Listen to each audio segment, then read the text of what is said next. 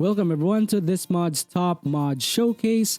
We have the best of the best mods for you today and the winners of the coolest mods you need to check out for February 2024. Before we start, I would love to have this opportunity to provide a channel update. We now have the 4.1% of people who watch my videos subscribe to the channels. For the 4.1 members out there, you guys are wonderful and amazing people. And for all the remaining 96%, you are equally amazing and wonderful, so thank you for watching my videos. But if you want to help a brother out, please consider hitting that subscribe button. It really helps me out a ton.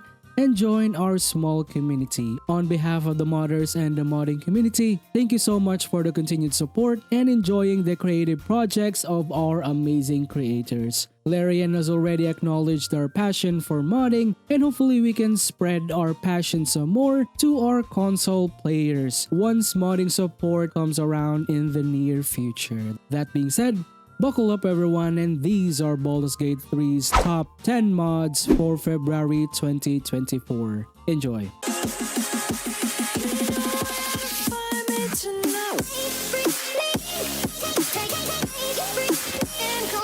Number 10 is our armor mod of the month. We now have the dedicated paladin and cleric gear from the makers of the extra gear mod. Extra gear has one of the coolest armor varieties you can find in the armor modding industry, and I'm really a big fan of the work, so gushing about the creators' armor mods is an absolute pleasure for me. Are you looking for something that screams holy power of the light vibes? The mod introduces 24 armor pieces that has its own passives and is completely dyeable. What's striking here are the different oath-themed armors that you can get for the three subclasses of the paladin. Each has its own tabard and color schemes that is unique to the oath, like the Oath of the Devotion, rocking that golden yellow. Ancient has the dark green look, while Vengeance has this red and black motif. Each set has an upgraded version, including its very own uniques and passives. We also get versions of the medium armors like the Elegant Plate, Breastplates, and scale mails. All have their own styles of shoulder pads and additional design, like introducing a sash. The mod introduced Oathkeeper armor that is more of a righteous version of the Oathbreaker, perfect for the just and holy paladin. Oathkeeper armor has three versions that seem to upgrade the armor, showing more aggressive design and detail, including matching a half helm for your awesomeness. If you love this armor mod, I'm sure that you'll love this armor mod that takes your camp clothing drip to the next level, which is our number 9 spot, the fancy clothes from the same mod creator. This mod introduces 14 new gorgeously made camp clothing, perfect for the body type 1 and 2. It introduces different variations of Asterian's frilly clothes, complete with designs like sash, belts, and boots in a single clothing slot, as well as some amazing Night Song inspired outfits. I really like the frilly corset belt version, especially for Shadowheart or any female character. It gives this elegant Victorian vibes. It also comes with matching accessories like the pendants. Did I mention that it also keeps your body tattoos? It is a perfect complement for you to show that body art. All the clothes are easily purchasable through various vendors in each axe, while also be usable for transmog using the transmog enhanced. So enjoy. Now, let's introduce our first visual mod ever, which is our number 8 mod of the month. If you've been watching my showcase for a while, I don't usually cover visual improvement mods. The reason is that most visual mods really take a toll to your performance. Most likely, it will slow down your machine. It will make your playthrough uncomfortable and give you some issues. Besides, the vanilla version is already gorgeous, so most likely you will not be needing it. But for today, I will be making an exception, introducing the Vivid Landscape mod, which is the HD Road and Terrain. These two mods are made by the same mod creator, and it improves the landscape with no performance issues. What's really noticeable is the muddy surfaces look muddier, ground clutter and dried leaves look more detailed, environmental contrast really pop out. This is possible because of the terrain adjustment that was introduced by the mod that is focused on improving the ground quality of the game. Here are some really nice examples just to show you the difference.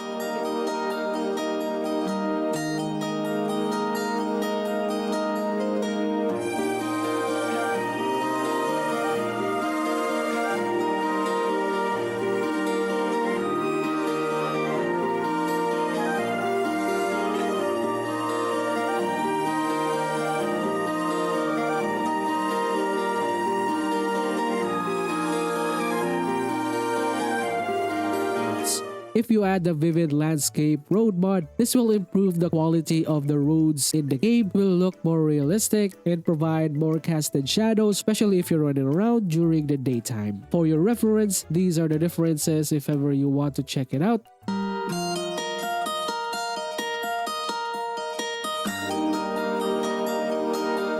Really noticeable is the stone bridge and roads. What's really cool is that the author also included 1K, 2K, and 4K options if you want to add these two mods in your list. You can really spot the difference, making Baldur's Gate 3 more vibrant than it already is. Number 7 is a mod that we haven't covered before, which is our spell effects mod of the month. That is the Enchanted Draws mod. This mod introduces Flaming Fist as an underwear slot, complete with some really cool fiery effects for your fist and feet, making you look like a freaking firebender. It has really impressive design of the waving flames that moves along your fist, which is a nice touch. It also has its own smoke coming from your fist and feet to add more detail. Perfect for this Flaming Fist monk playstyle. The mod is quite balanced, but if you're wondering is it available for other classes, the answer is yes. It provides additional 1d4 fire damage to your weapons as well as your unarmed strikes. What's really cool is that whenever you wear this in your underwear slot while you are having a weapon in hand, your weapon also gets a fiery aura around it.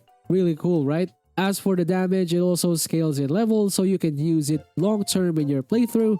Some modifiers gives +2 to your dexterity and wisdom, as well as providing burning for 3 turns. The mod author also added a cosmetic version that doesn't have any effects if you just want to have that Flaming Fist aesthetic.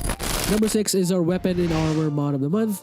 This mod is the ultimate Necrotic Paladin Necromancer theme set that uses a mix of melee and cantrips to destroy your enemies. This mod also adds the sense of progression to your gear, makes you feel like getting stronger whenever you slay your enemies and bosses. This is because most of the gear from the Death Song is obtained through various locations in the game. Each can be upgraded with different materials, giving them the ability to evolve and be much more powerful every stage of the game. You will most likely come across these items naturally throughout their playthrough, or maybe crafting them using special items like the Prism of Negative Energy that's found in the Mage Tower Undercroft. What's really interesting is that you finally have uses for the resources that you find, like the gold ingots, extra mithril ores, elixirs, and even the soul coin is usable to make this gear much more powerful. It also adds new coins and currencies, which are the death coins that are dropped by bosses and hard enemies, which is essential to improving the gear further. It also provides better version of the Ketheric Thorm set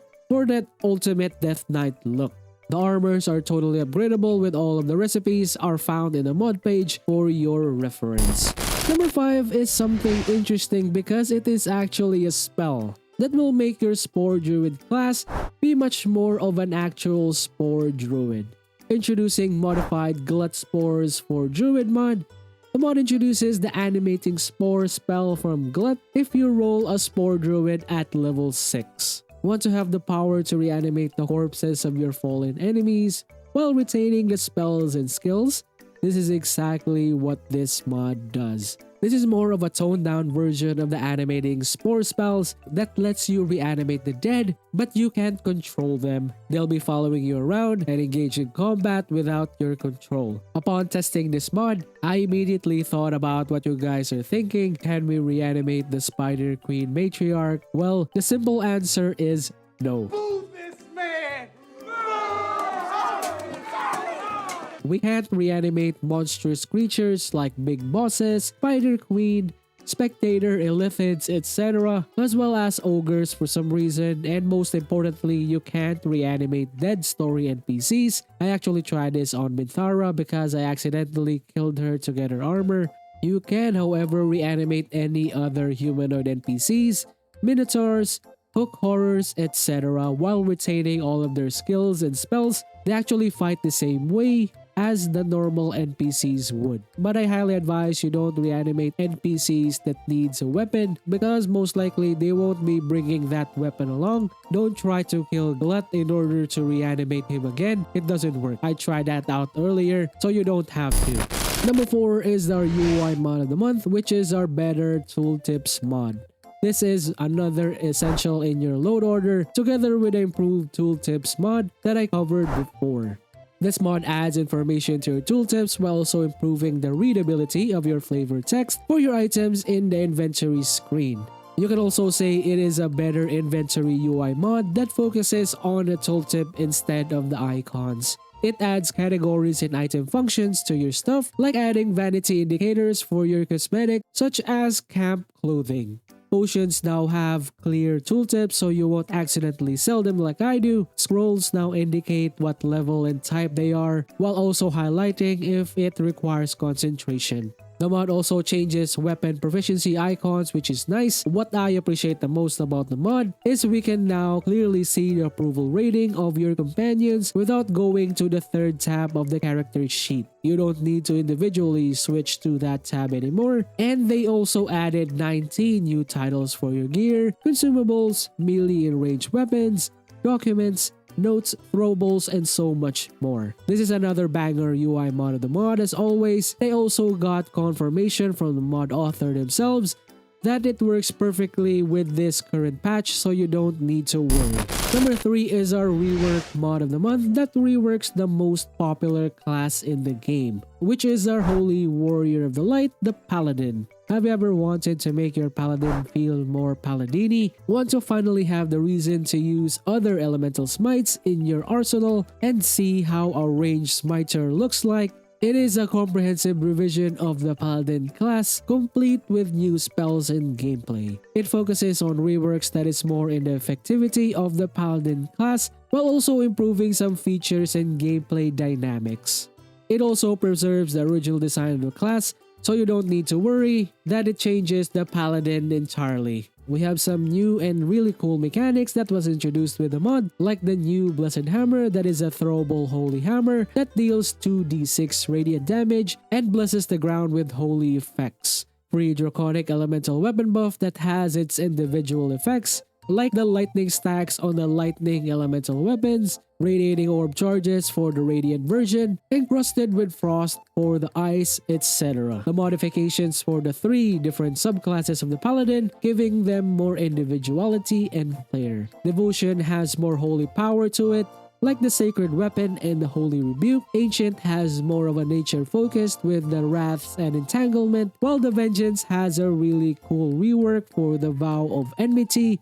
The highlight of the mod is the rework to the smites, which turns them into judgments that works more of an aura-based spell, reminiscing of the old Diablo auras, while this judgment adds more elemental damage and effects to your following smites. For example, the Wrathful Judgment adds Frighten to your smites, Rallying Judgment inspires with every smite, and Challenging Judgment provides aggro whenever you try to smite your enemies. You can also see a lot of elemental smites here like fire, lightning, holy, that sort of stuff. This is a great addition to the mod, and I highly advise you taking this if you want to take your paladin to the next level. Number 2 is our head mod of the month, which is the Kalin's heads. This is literally the heaviest and largest mod I've ever covered ever, with roughly 500 MB of disk space required for this beefy boy. The mod adds assorted heads to your character creation. These heads are available for elf, half-elf, tiefling, drow, humans, and some really impressive Githyanki, which is absolutely gorgeous. What I noticed is all of the heads are well made and has some really nice head presets. The mod focuses more in the male version, and it is a welcome addition because you don't find male focused head mods that often, so finding one is much appreciated. What's really impressive, as I mentioned earlier, is the Gith version, which looks absolutely great. I really like the mod's version of the Gith, especially the male version.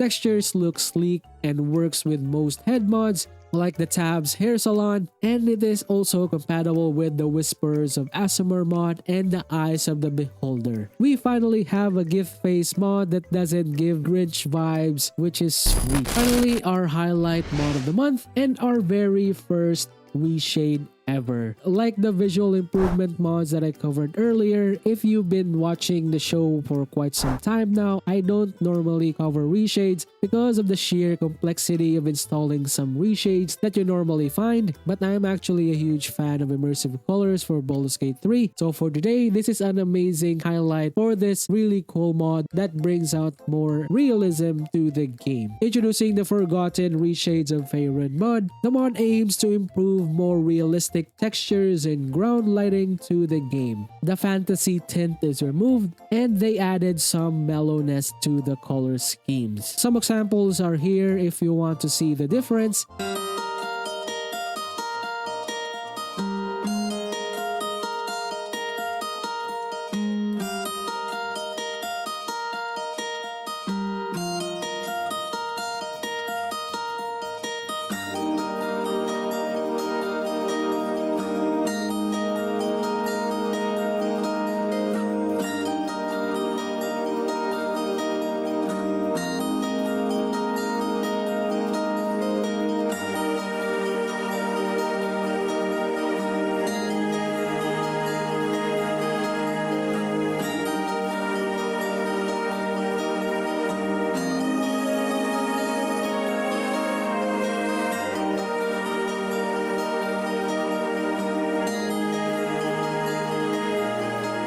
Appreciate about this reshade is that it is just very easy to install. You just need to follow basic installation guide and you're golden. I will also be linking the installation guide in the description below to help you in your first step to reshading the game. You're welcome. And that's it guys. Thank you for watching the top mods of the month. Do you guys think about the mods in the list or are you guys already using these mods already? Would love to know your answers as well as your questions and clarifications in the comment down below. Don't forget to hit that like button if you guys enjoy the series. It lets me know that you guys are enjoying the show. Shoutouts for all the people who subscribe and keep supporting the channel.